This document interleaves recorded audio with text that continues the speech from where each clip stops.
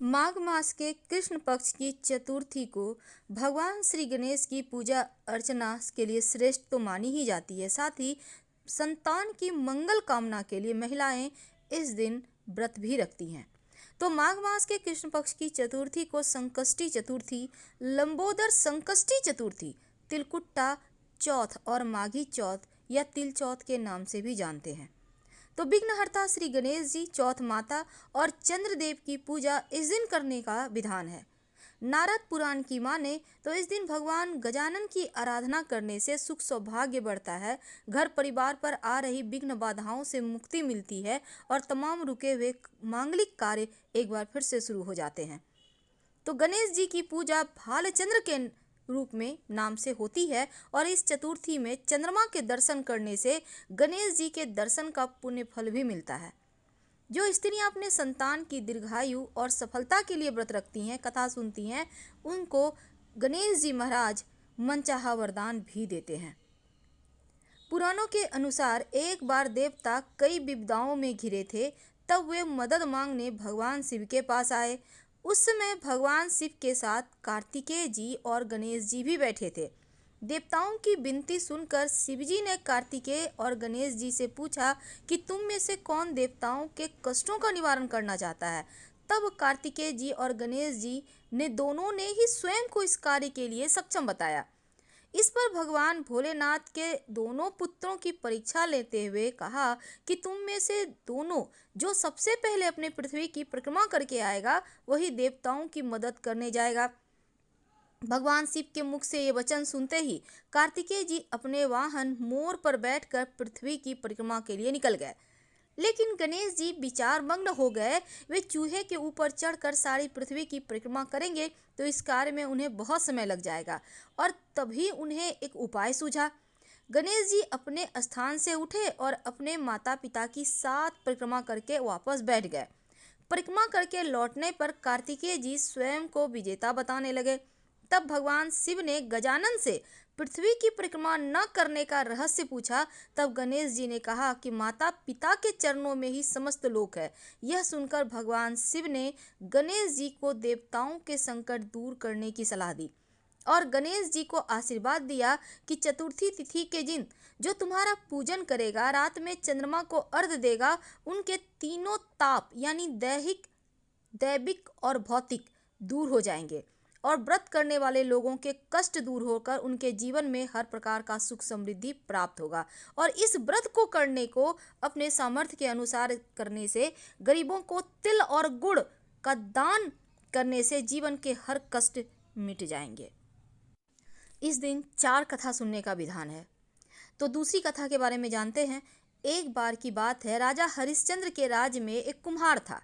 वह मिट्टी के बर्तन बनाता, लेकिन वे कच्चे रह जाते थे। एक पुजारी की सलाह पर उसने इस समस्या को दूर करने के लिए एक छोटे बालक को मिट्टी के बर्तनों के साथ आवा में डाल दिया।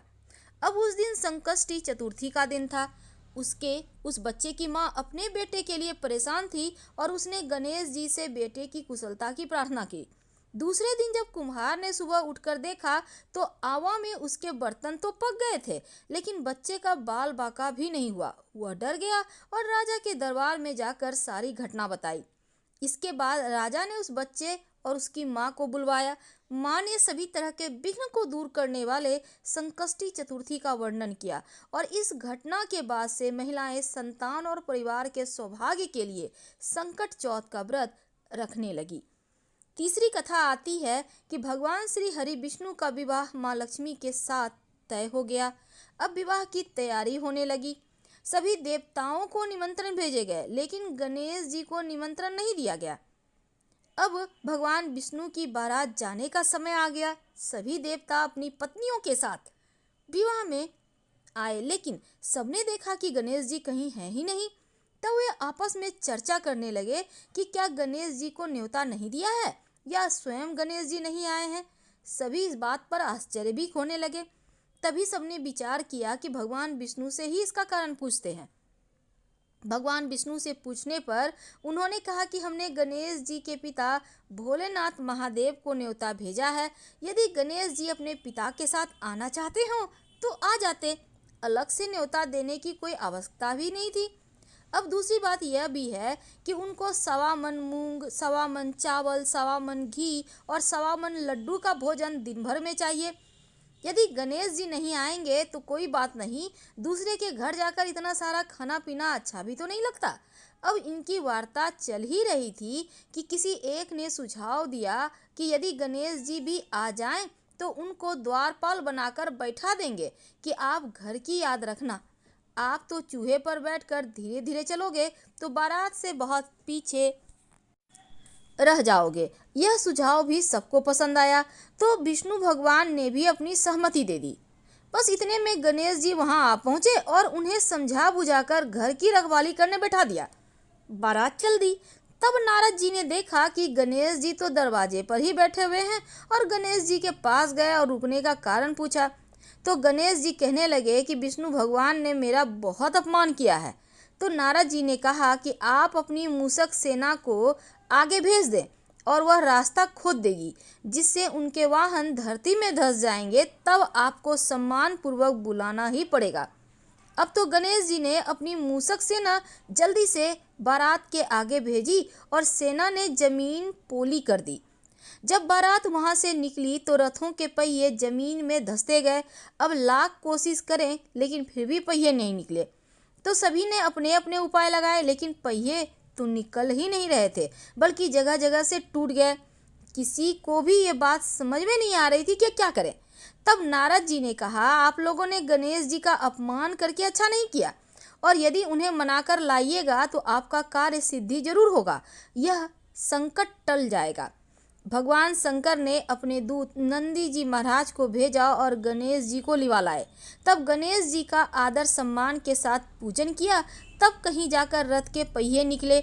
अब रथ के पहिए निकल तो गए परंतु वे टूट फूट गए थे। अब उन्हें सुधारे कौन। तो पास के खेत में खेती कर रहा था तो उसे बुलाया गया। खाती अपना कार्य करने से पहले श्री गणेशाय नमः कहकर गणेश जी की वंदना मन ही मन करने लगा और देखते ही देखते खाती ने सभी पहियों को ठीक कर दिया। तब खाती कहने लगा कि देवताओं, आपने सर्वप्रथम गणेश जी को नहीं मनाया होगा और ना ही उनकी पूजा की होगी, इसीलिए तो आपके साथ यह संकट आया है। हम तो मूर्ख अज्ञानी हैं, फिर भी गणेश जी को पहले पूजते हैं, उनका ध्यान करते हैं, और आप लोग तो देवतागण हैं, फिर भी गणेश जी को कैसे भूल गए। अब आप लोग भगवान श्री गणेश जी की जयकारा लगाइए तो आपके सब काम बन जाएंगे और कोई संकट भी नहीं आएगा। ऐसा कहते हुए बारात वहां से चला गया और भगवान श्री हरि विष्णु माँ लक्ष्मी जी के साथ विवाह संपन्न करा के सकुशल लौट आए।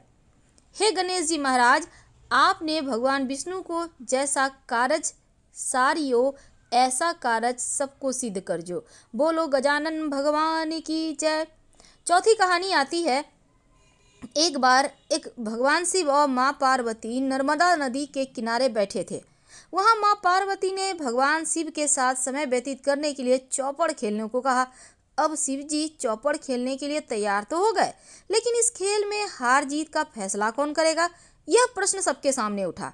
तब भगवान शिव ने कुछ तिनके एकत्रित कर उसका एक पुतला बनाकर उसकी प्राण प्रतिष्ठा करवा दी और पुतले से कहा कि बेटा, हम चौपड़ खेलना चाहते हैं परंतु हमारी हार जीत का फैसला करने वाला कोई नहीं है, इसलिए तुम बताना कि हम दोनों में से कौन हारा और कौन जीता। इसके बाद भगवान शिव माँ पार्वती का चौपड़ शुरू हो गया और यह खेल 3 बार खेला गया और संयोग से तीनों बार माँ पार्वती जीत गई। खेल समाप्त होने के बाद बालक से हार जीत का फैसला करने को कहा गया तो उस बालक ने महादेव जी को विजयी बताया। अब यह सुनकर माँ पार्वती क्रोधित हो गईं और क्रोध में उन्होंने बालक को लंगड़ा होने और कीचड़ में पड़े रहने का श्राप दिया। बालक ने माँ पार्वती से माफी मांगी और कहा कि मुझसे अज्ञानतावश ऐसा हुआ है, मैंने किसी द्वेष भाव में ऐसा नहीं किया। बालक के द्वारा क्षमा मांगने पर माँ पार्वती ने कहा कि यहाँ गणेश जी का पूजन करने के लिए नाग कन्याएं आएंगी, उनके कहे अनुसार तुम गणेश जी का व्रत करो, ऐसा करने से तुम मुझे प्राप्त करोगे। और यह कहकर माँ पार्वती शिव जी के साथ कैलाश पर्वत चली गई। 1 वर्ष के बाद उस स्थान पर नाग कन्याएं आई। तब नाग कन्याओं से श्री गणेश जी का व्रत विधि मालूम करने पर उस बालक ने 21 दिन लगातार गणेश जी का व्रत किया और उनकी श्रद्धा से गणेश जी महाराज प्रसन्न हुए। उन्होंने बालक को मनोवांछित वर मांगने को कहा तो उस बालक ने कहा, हे विनायक, मुझ में इतनी शक्ति दीजिए कि मैं अपने पैरों से चलकर अपने माता पिता के साथ कैलाश पर्वत पर पहुंच सकूं और वे देखकर प्रसन्न हो। तब बालक को वरदान देकर भगवान गणेश अंतर्ध्यान हो गए। इसके बाद वह बालक कैलाश पर्वत पहुंचा और कैलाश पर्वत पर पहुंचने की अपनी कथा उन्होंने भगवान शिव को सुनाई। चौपड़ वाले दिन से माँ पार्वती शिवजी से विमुख हो गई थी, इसलिए देवी के रुष्ट होने पर भगवान शिव ने भी बालक के द्वारा बताए गए 21 दिनों तक गणेश जी का व्रत किया और इस व्रत के प्रभाव से माँ पार्वती के मन से भगवान शिव के लिए जो नाराजगी थी वो समाप्त हो गई। अब यह व्रत विधि शंकर भगवान ने माँ पार्वती को बताई तो यह सुनकर माँ पार्वती ने मन में अपनी पुत्र कार्तिकेय से मिलने की इच्छा उनकी जागृत हुई। तब माता पार्वती ने 21 दिन तक श्री गणेश जी का व्रत किया और दूर्वा पुष्प लड्डू से उन्हें पूजित किया और व्रत के 21वें दिन कार्तिकेय जी स्वयं माँ पार्वती जी से मिलने आ गए। अब उस दिन से श्री गणेश चतुर्थी पर यह व्रत समस्त मनोकामनाओं की पूर्ति करने वाला व्रत माना जाता है। इस व्रत को करने से मनुष्य के सारे कष्ट दूर होकर मनुष्य को समस्त सुख सुविधाएं प्राप्त होती है। हर हर महादेव।